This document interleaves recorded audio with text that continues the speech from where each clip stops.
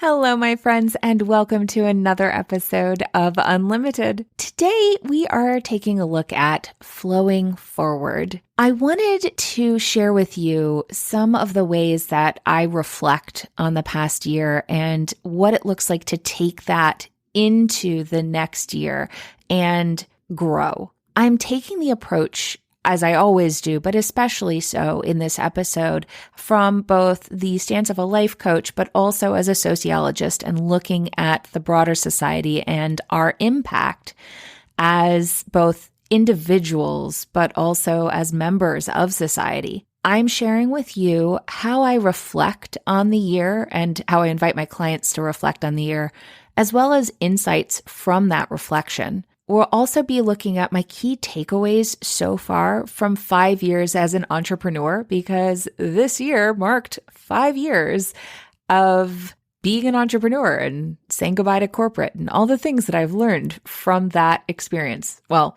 maybe not all the things.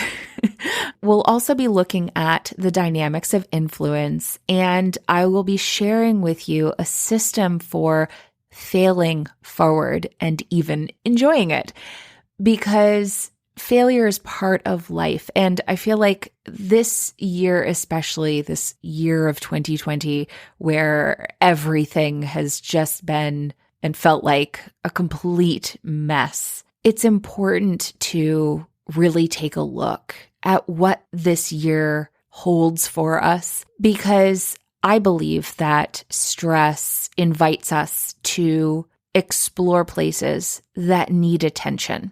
I've shared about this before, and I'm sure you'll hear me share about it again, but it highlights to us the things that we need to engage. They're calling for our attention. And so this year especially has been so full of that, both as individuals, but also as society, that it's really important to take some time to look at it. So I am sharing with you in this episode processes that I use, that I've learned, and ways of engaging a system of growing that makes failure a little less painful and life a little bit more purposeful and enjoyable. So without further ado, let's get started. Hey there, I'm Valerie Friedlander, Certified Life Business Alignment Coach, and this is Unlimited. This podcast bridges the individual and the societal, scientific and spiritual, positive and negative, nerdy and no, there's just a lot of nerdy.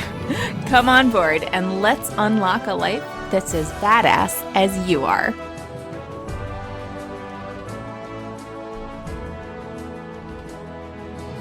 At the end of every year, I like to do a little review and write out all the things that I felt like I succeeded at or achieved or accomplished, all the takeaways that so easily slip into the back of every awareness, because we do tend to focus on the things that we don't like. Our brains just naturally go there and emphasize the things that we're disappointed by or that we aren't happy about or whatever. So I like to take a little bit of time to write out in a colorful way all the things that I accomplished. This year, I also have been exploring and inviting clients to explore how they showed up.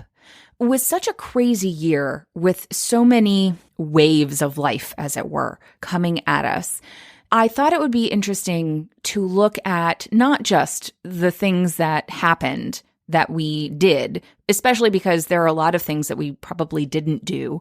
I know I had a lot of ideas about things, especially around like doing workshops and being more out in my community, and all of that went right out the window with COVID. So I have been exploring, how did I show up to the things that happened, and what do I want to take with me into the next year from this year, and what do I want to leave behind?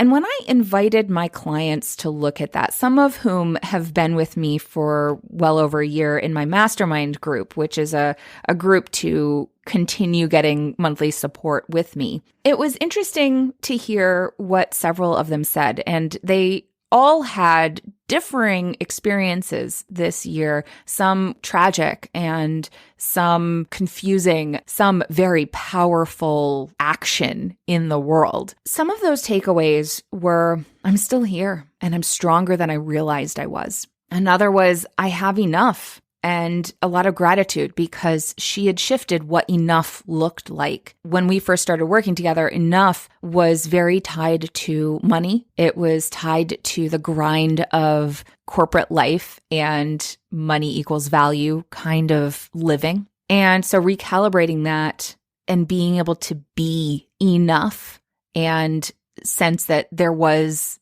while maybe less, still enough. With one, it was really interesting because her word had been abundant for 2020, and she felt like she actually lived in that word.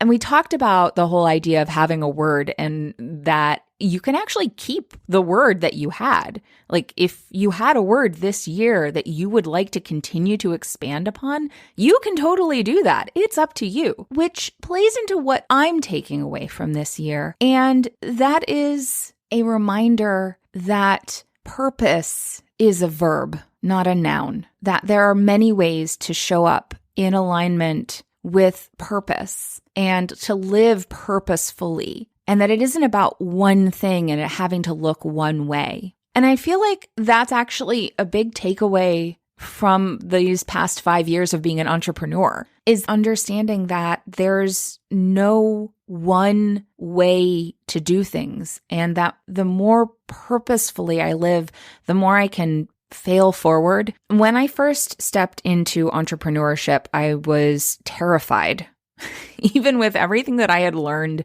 about coaching and releasing limitations, identifying places of limitations, and stepping into new spaces, understanding the inner critic and all of that stuff, all the tools of coaching. Even with that, when I stepped into this new space that I had never occupied before and really never planned to occupy, like being an entrepreneur was never on my list of to-dos.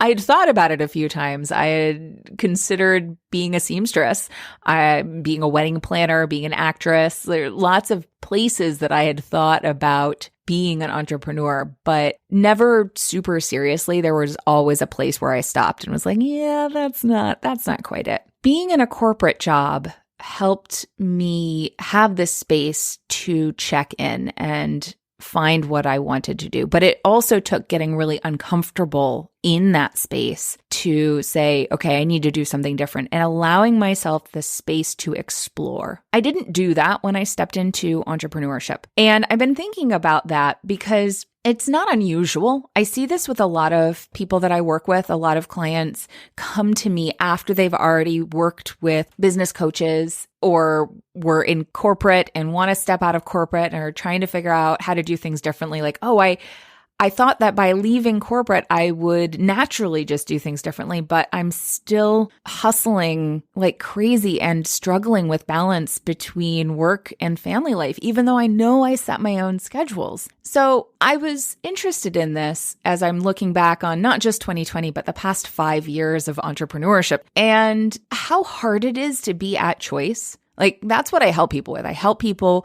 be more at choice. But the thing about being at choice and being purposeful, right, is that you're responsible. You have to own that responsibility, your ability to respond. And it can't just be on other people and them making the decisions and telling you what's right, though we have this inclination to. Because we're social creatures, we want that affirmation. We want the validation from other people. So people will come to me and be like, oh, I don't want to need validation from outside myself anymore. And there's an aspect of that is important. There's also a natural need for that as social creatures. There's a wonderful podcast called On Being, and one of the episodes recently was Christy Tippett interviewing Augustine Fuentes, who is a biologist and an evolutionary anthropologist. One of the things that they talk about is how we are more influenced by each other when it comes to what we buy and on our social constructs than we are on money, which is also a social construct, right? Like it's not about making money or spending money or how much money or anything like that. It's about this social desire for fitting in, for connecting, for any of those things that bring us together as social animals. They talk about a lot of other amazing things. So I highly recommend this podcast. But I was thinking about one of my favorite sociological terms, which was anomie. And I was fascinated by it when I was studying sociology in college. It was introduced by Emil Durkheim, and it is a condition of instability resulting from a breakdown of standards and values, from a lack of purpose or ideals. And it can be individual or societal.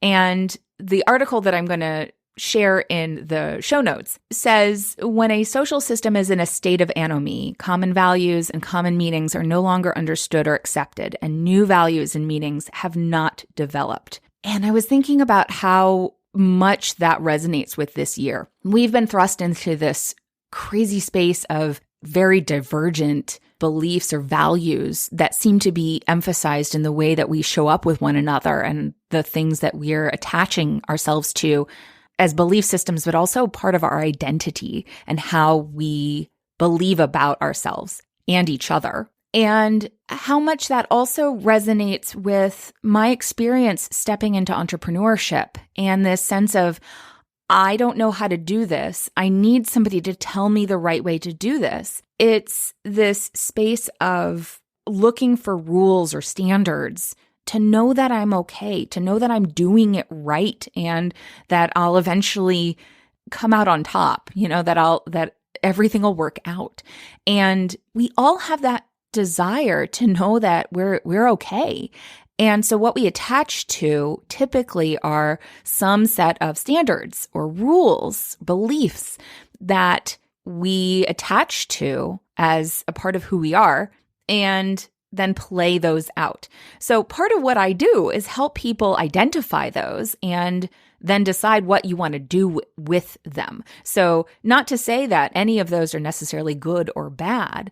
It's more, how are they serving you? How do you want to show up to them? How do you want to change maybe the way you relate to them? So you don't even necessarily have to change the values that you hold. It may just be the way you think of yourself in relation to them, or you think of other people in relation to them, or expanding your understanding of the role they play. So being at choice, again, there's a level of responsibility that goes along with that, because you can't help but be impactful. As social creatures, we naturally impact each other. You can't help that. So we are impacted by each other and we impact each other, but you can't choose what that's going to be. You can only choose how you show up to it. But so often we want to control what that's going to be, especially as a parent, and want to be able to decide how they're impacted, how my kids are impacted and what happens to them. So knowing that they will be happy and healthy. And I don't get to choose that. They get to choose that. So it goes back to that idea of purpose being a verb. How am I living purposefully, rather than there being one right way or one purpose, which the movie Soul just so beautifully articulates. Being at choice allows me to choose where my attention is and what I expand in my life. I love how the movie takes a look at this man's life in two different lenses, and one of them looks very different than the other. So we get to choose the lens that we look at the events in our life, both the ones that we sought out and went after, but also the ones that came into our life, because we can't always choose those either. We can choose what we do with them. We can choose to live purposefully. So back to anomie. One of the things about anomie that, and I'm not going to go too deep into the sociological stuff with this, but I find this word fascinating because I think it's so pertinent to where we are right now. And it's this emphasis on the ends rather than the means that create a stress that leads to a breakdown in the regulatory structure. So when we emphasize ends that are not achievable with the institutions that we have in place, then we have a great deal more stress because we're so focused on the outcome and what we want to have happen, not on the process of getting there. And that can create all kinds of upheaval in our society. Emil Durkheim was studying suicide in his research to create this concept.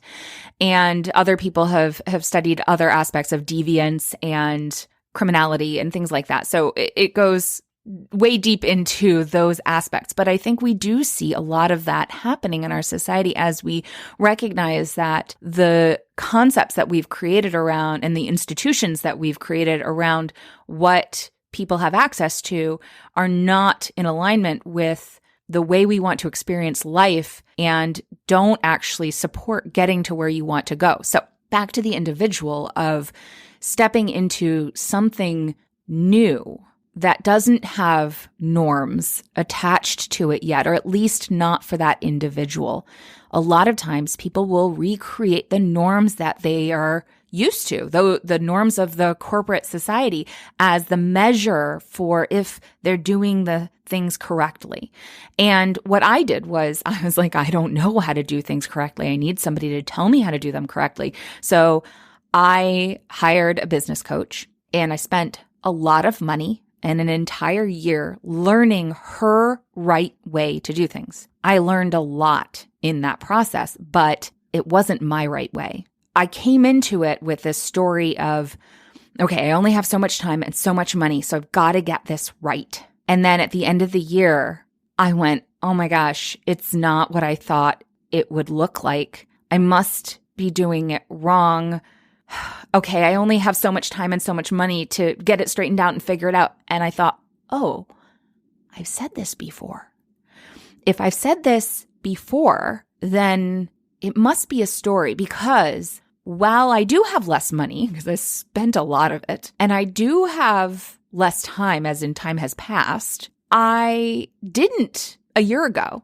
Like, it was a year and I had a lot more money then. So even though it's less, it wasn't true then, clearly. So it must not be true now. So there's a story here. So recognizing that there was a story was the most important part. Now, I can't tell you that I broke that story, that I changed that story 100%, but I was able to consciously engage that story and make new choices going, ooh, I hear the story. If I believed something different, what would I do differently? And start taking steps to create a new story, because it's not an end point. It's a process. So there's no magic fix to it. It's doing things differently and building onto and essentially failing forward. I loved the movie Captain Marvel because of that. The message in there of looking at one aspect of the picture of just the falling down. You could beat yourself up over falling down all the time, or you could see that you get up. Like, in order to fall down again, you had to have gotten up. So if you see that whole picture and you focus on the whole part of I always get up, you recognize that you have a resilience and a strength in moving forward, and you have enough within you to get up and to fall forward again and fall forward again. And when you recognize that that's progress, you can also create a process for falling forward that's not necessarily so painful, though there are going to be times where you definitely get bumped and bruised and bloody. And I think there's probably been a lot more bumps, bruises, and bloodiness this year than a lot of other years. But one of my reminders within that is that you are the game changer that you've been waiting for. It's not outside yourself, because the outside yourself part is already there. Like, we've already been influenced. All of those things are already coming in. So we don't have to look for them. They're already there. When you can identify your own rules and start shifting things, knowing that in a lot of ways, because of the institutions that we have set up, the game is rigged against us. We can play by those rules. The important thing is to know that you can change it, but no one else can change it for you. So while it's hard to be at choice, the ability to be at choice is based in your willingness to experiment and fall forward and be purposeful in the falling. Right? So being purposeful doesn't necessarily mean, oh, I chose to fall down. Like it's going, okay, I fell down. What is here for me in this falling? What is here for me in the getting up? What do I have to take with me from that experience? And allowing yourself space to explore that so that you can do the next indicated thing to move you forward toward where you want to go, knowing that you may change your mind. And that was another big takeaway from a couple of my clients this year, is that you can change your mind. And that's okay. And that Soul also emphasizes with one of the characters saying, well, I didn't plan to be this. I'd actually planned to be this other thing. Oh, well, I'm so sorry that you hate this thing you're doing. Oh, no, I don't hate the thing that I'm doing. I love the thing that I'm doing. I have found purpose in the thing that I am doing now. So knowing that you can always choose and expand. One of my clients who resonated with this idea recently was looking at this plan that she'd had. She'd had this inspiration from experiences that she'd had to build a particular thing. And as we were exploring, she told me she had started doing something else on the side that really had her in her zone. She was like just loving it. And we explored what were the actual things that had her in her zone? What did that feel like? And what about those things created that sense of being in the zone? And looking at that and realizing that what she'd been trying to build from this space of inspiration pushed her into stress. Like most of it, most of what she was trying to build was based in a lot of beliefs around what that had to look like and what she had to be like in order to create that.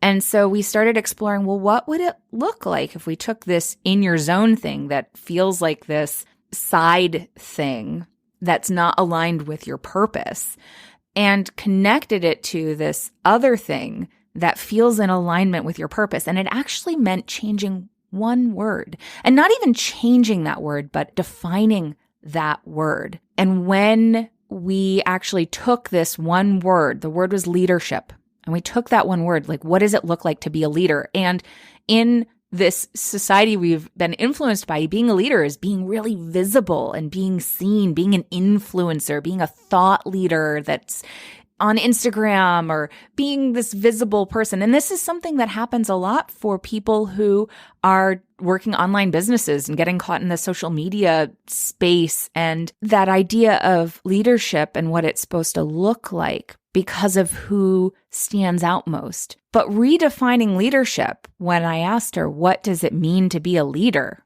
It means guiding by example, inspiring, helping others achieve greater than themselves. And that idea resonates with me with the idea of energy leadership. Leadership is leading by how you live, how you show up, how you lead your life naturally leads the people around you. And so if we think of leading by example, well, what kind of life do you want to live?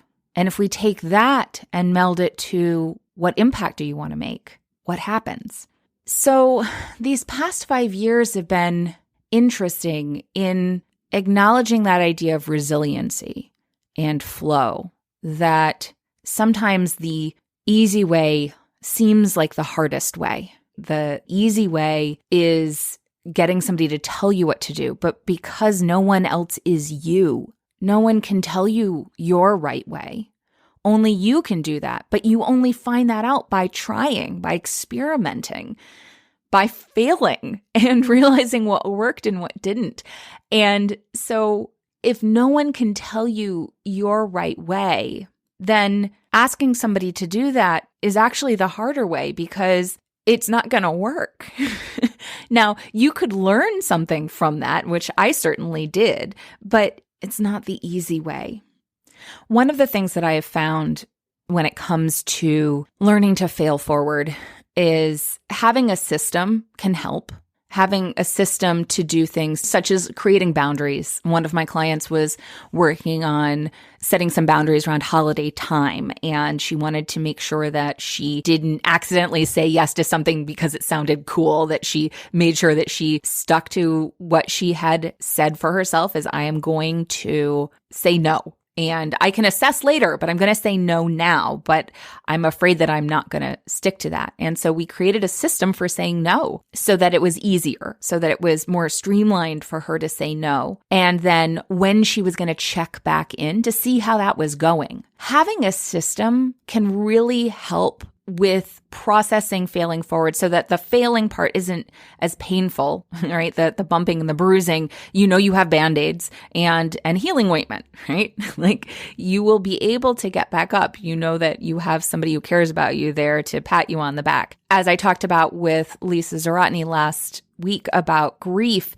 that idea of giving yourself a buffer. One of my clients and I did some work a while ago around creating a buffer when she was going to do a big experiment, making sure that there was space at the end of the experiment to either grieve the failure of that experiment if it didn't go the way she had hoped, or celebrate if it did, and take away either way what she wanted to and what she wanted to build on and what she wanted to let go of. But it really took creating that buffer for herself so that no matter what happened, she was giving space to processing the experience. One of the things that I have done over the past 5 years as I was working with clients and working with groups and taking in these awarenesses, because I'm so inspired by my clients. Working with the women that I work with, the insights that come from it have been incredibly helpful for me as I fail forward, because I certainly don't have all the answers, but helping other people access their own insights helps me see the process that we go through to grow in an aligned way, to be able to create change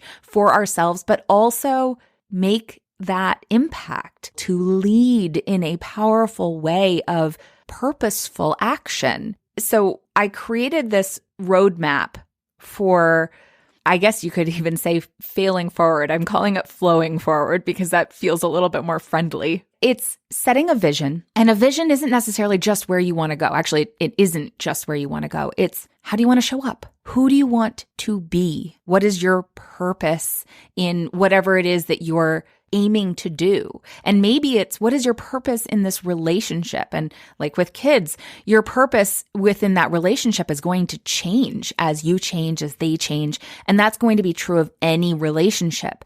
So what is your purpose? Who do you want to be? How do you want to show up? How do you want to lead? What's the impact that you want to make? So the vision is, where are you going, but also who are you being? Then there's the planning phase where you create a strategy, where you outline the actions that you're going to take and identify the process. So tangible goals, the strategies, the things that you're going to do, your habits, all of those things, you plan those out. And then actually taking action and doing the thing that you say you want to do. And when you develop those things in alignment, then you assess. So the vision feeds the planning, feeds the action. And then you go through and you ask yourself, with that buffer space, right? Did you take action? Well, if the answer is yes, then you can go, well, did the action create the desired experience and result? If the answer is no, you take a look at what didn't work, assess what doesn't align typically with the vision. Because if you did the thing and then you're like, oh, that didn't fit with what I wanted to create or with how I wanted to be in this, then you can take a look at, well, what didn't fit about it? And maybe it is that you weren't in your zone of genius, right? Like you were stretching yourself too far out of your gifts, and you weren't honoring the gifts that you have in the process of what you were doing. So, okay, now we're going to recalibrate and then create a new plan and then take action. And maybe it did create the desired result and experience, and you celebrate and you look at, well, what about this worked, and what do I want to feed this into the next thing? Maybe you didn't take action. And the question is, does it align with your vision? Maybe it doesn't. Maybe it doesn't fit quite right. And then we need to do some assessing and reassessing that alignment. Or maybe it does align with the vision, but you've got some stories, some limiting beliefs, some inner critic stuff going on that's blocking you from taking action, some resistance, some procrastination or whatever. And then you address those things, possibly with a life coach, and then you try again and see how it goes. And maybe you'll find that next time that actually, nope, it still isn't working and there is something going on with the vision. But when you have a process, when you have a system for doing the things, it makes it easier to fail because it's not actually failure. It's moving forward. You're flowing forward. You're constantly pulling that information in and doing the next indicated thing.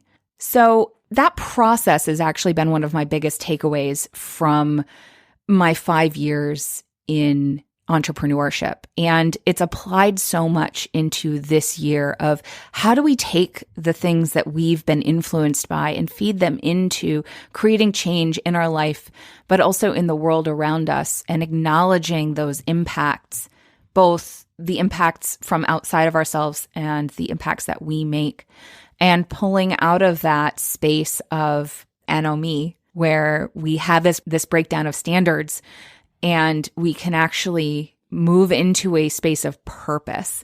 Again, I highly recommend checking out that movie Soul by Pixar, because I love how the articulation of those lost souls, those people that have been buried in this experience of anomie from society, from themselves, this space where there's a lack of purpose or ideals and a disconnect from the process, to be able to unbury them and reconnect to the spark of living, because the process is living. And while it's all messy and uncomfortable, that's the big thing that I want to take away from this year is while there are things that we need to change, we have the ability to do that if we're willing to assess and look at ourselves and look at the spaces around us and choose consciously how we show up to those things, and be willing to step into the uncomfortable position of being a leader and being responsible, even when it makes the people around us uncomfortable. Walking through this roadmap is the core part of what I do. This roadmap is the core of my Flow Mastery group, and it is really about helping people where they are activate this roadmap to move them forward together. And as you do that with support, you learn how to do that more easily on your own, so that you're constantly engaging this and being purposeful. If that's the kind of support that you are looking for, I'd love to chat and see if the Flow Mastery group is a good fit for you. Either way, I will have this flowchart available for you to download. The link will be in the show notes. And I'd love to hear what your takeaways are from this year. And if you've hit any milestones this year as well, what are your takeaways? How did you show up to this year? And what do you want to take away from this year into the next year? And what do you want to leave behind? If you'd care to share, I would love to hear them. So please feel free to send me a message on Instagram or shoot me an email at valerie@valeriefriedlander.com. And I will talk to you next week. Thanks for listening. I so appreciate you being here. If you got something out of today's episode, please share it. Leave me a review, take a screenshot, and post it on social with a shout out to me. Send it to a friend, or, all of the above. Want to hang out more? Join me on Instagram. Or better yet, get on my mailing list to make sure you don't miss out on anything. And remember, your possibilities are as unlimited as you are. Allow yourself to shine, my friend. The world needs your light. See you next time.